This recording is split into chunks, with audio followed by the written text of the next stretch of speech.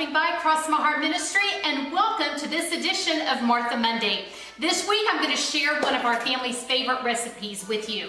Our last name may be McFarlane, the last name may be Scottish, but the stomachs in our family are definitely more ethnic leaning. Our family loves Italian, we love Indian, and we also love Mexican food. So today I'm going to share with you one of our favorites. I'm calling it green chili chicken enchiladas. Now, the recipe that came to me, and I can't even remember where, way back years ago when I was raising my family, called for ground beef. So during the years, I've tweaked it and changed this recipe a little bit to make it just a little bit more low-cal, although I would not call it a low-calorie recipe. But I have changed out the ground beef for chicken, and I have changed out the sour cream for light sour cream, and I do substitute the regular cream of chicken soup for light soup. So in this age of counting calories and trying to be healthier, ladies, we just have to do what we can to cut a few corners wherever we can. So I want to share this with you. I'll put the link to the recipe below. I have all my ingredients ready to go to make it quick. This recipe is fabulous because it does go together so quickly. The other thing I really like about it is that it freezes well. So often I can go ahead and freeze this ahead of time, have it tucked away, let it thaw, and then bake it right before it's ready to serve. That works out so well for lots of different occasions. I'm making this right now because I'm having some ladies over for a lunch meeting, and I thought this would be easy, delicious. I can do it ahead of time, stashed it in the freezer. It also works out well when all of our adult children are coming home to visit. I don't want to be in the kitchen cooking when they're all here. So I love anything that freezes well. I can do it ahead, leaving me more time to play games, visit with my adult kids, and play with those fabulous grandchildren. So you can just do it completely. I'll show you at what point in the recipe I just freeze it, and then you're good to go. It only has to bake for 25 minutes, so it's easy to have it ready to go at the last minute. You can also prepare this and put it in a disposable aluminum foil pan, and then you've got something stashed away and ready if you need to take a meal to a mom with a new baby, or if a friend has lost a loved one and you want to take something over to their family. It's a great make and take meal as well. So here we go. Again, I will post a link below to let you download your own copy of the recipe. But I'm starting off with an 8.5 by 11 baking pan. I've already pre-treated that with some olive oil cooking spray. I like to use these smaller little fajita-sized tortillas for my recipe because sometimes you just don't want a great big one. And so if I do the small ones, it just for some reason seems like it goes a little further. So we're going to use these as our base. I already have baked ahead of time my 5 chicken breasts. I just spread those out. I douse those with just a little bit of olive oil to try to keep them moist, add a little flavor. I spread a little seasoning on those. I always cover my chicken breasts with foil when I'm baking it. These went in at 350 for about 50 minutes. You can look at 60, just look and see when they're finished. So I let them cool, and then I have that chicken all diced and ready to go. I have my onion already diced up and ready to go.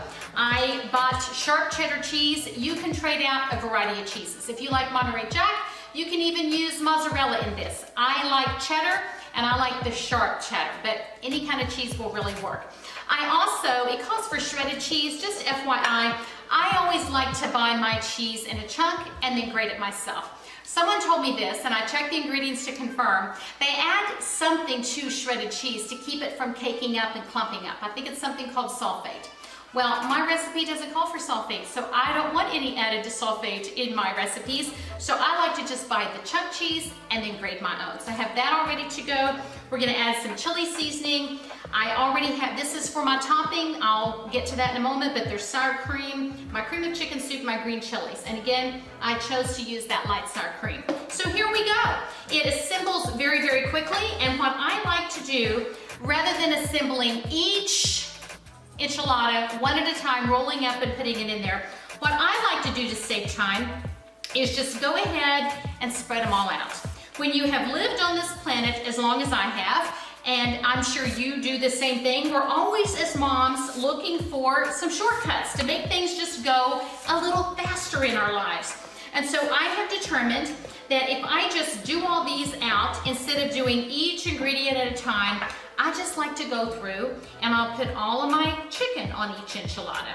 And so I put maybe about 1/3 1/3 of the enchilada filled up there, not completely covering it because you gotta roll the thing. And I will tell you that it does seem to roll a little easier if you use the larger ones. But again, I feel like it's just a lot of waste. If I can be satisfied with one enchilada instead of eating two, and encourages me just to eat more salad or refried beans or whatever, then I just kind of psych myself out a little bit and I go with the smaller one. And then when you've got little people eating as well, sometimes they're satisfied with just one as well. And so this way, I feel like you get a little more of the meaty, healthier interior, a little less of the carby shell on the outside that's sort of holding it together. So I get all the chicken in there first, get all that laid on there. Then I'm gonna go ahead and douse it with the chili seasoning. Now I like to put some chili seasoning or some fajita seasoning even on the chicken when I'm baking it for flavor. And then the recipe calls for just sprinkling a little bit of that on each one as well. And so you can see how much easier it is. Instead of picking this thing up 27 times or 10 times, I just do that as we go. Then I have my onion all ready to go. We're just gonna sprinkle some of that on there. I love onion. I have been known to add onion to recipes that don't even call for onion. So I just think it adds flavor. It's just such an easy thing to put in and put together. So I'm just gonna spread this out.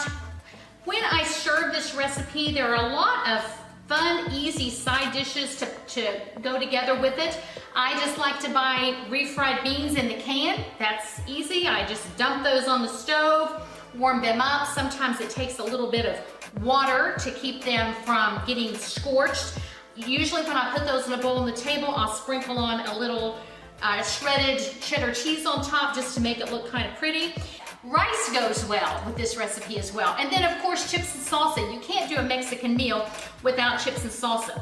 So after we've got the chicken and we've added the seasoning, the fajita seasoning or the chili seasoning to the top, got the onion on there, then we just go through and sprinkle on the cheddar cheese that we've already grated ahead of time, ready to go. See how fast this is? So much faster than doing each one of these one at a time. If you have all your ingredients ready to go, it goes super fast.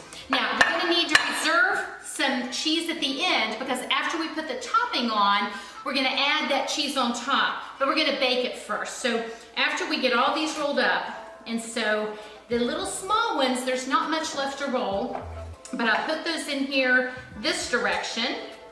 And so I roll them up and just try to get them to hold together slightly. You're gonna put them seam side down.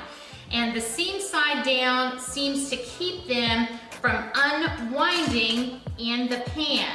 And so as you do all that, it's just quick and easy. We're gonna get them all rolled up.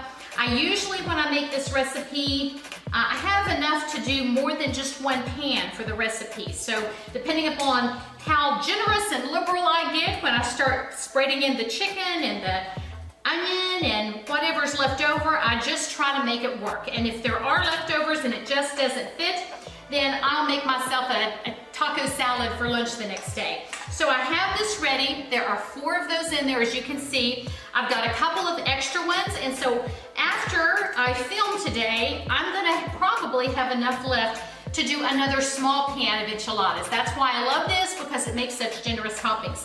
So there's the base. Next thing is the topping. We saw how quick that went together. Now the topping is what's gonna add some delicious flavor. In here I have already 1½ cups of sour cream. And again, to keep the recipe cut off just a few calories and a few fat grams where we can. I mean, it is a Mexican meal. We don't expect it to be light.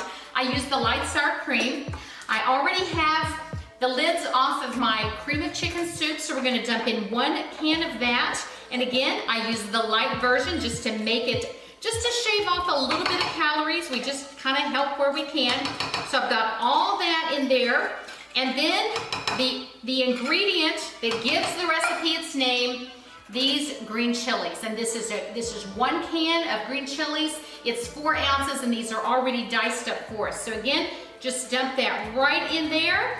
And now we are good to go with our topping. I'm gonna go ahead and just mix this all up in my mixing bowl.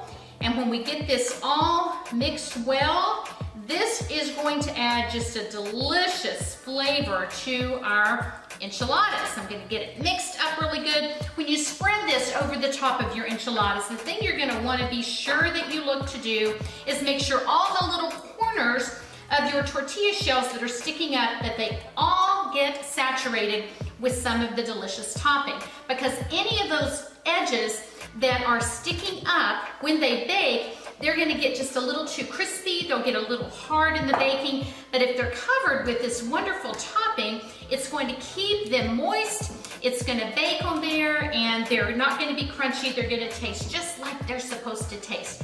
So again, we've got all the topping on here now. See how quick this went together? I did, of course, a lot of the prep ahead of time before I filmed, but it is such a quick and easy recipe to put together. So when you're doing a crowd or you're trying to feed a large group, it's easy to double this and just lay those out all on the counter and get them all rolled up.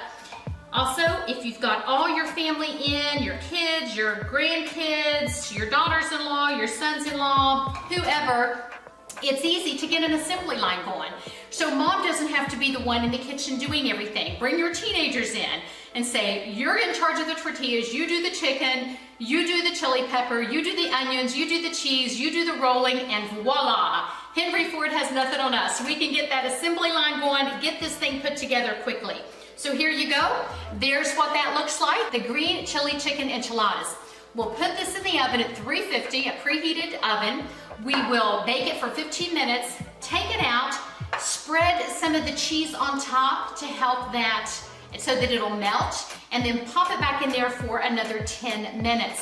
Now at this point, before I add the cheese, this is ready to freeze. I will cover this with some heavy duty foil, pop that in the freezer, and it's good to go. I am all ready, whether I'm serving my meal this weekend or next week, it's already there, done ahead of time, and I'm freed up to do other things to get ready for my guests.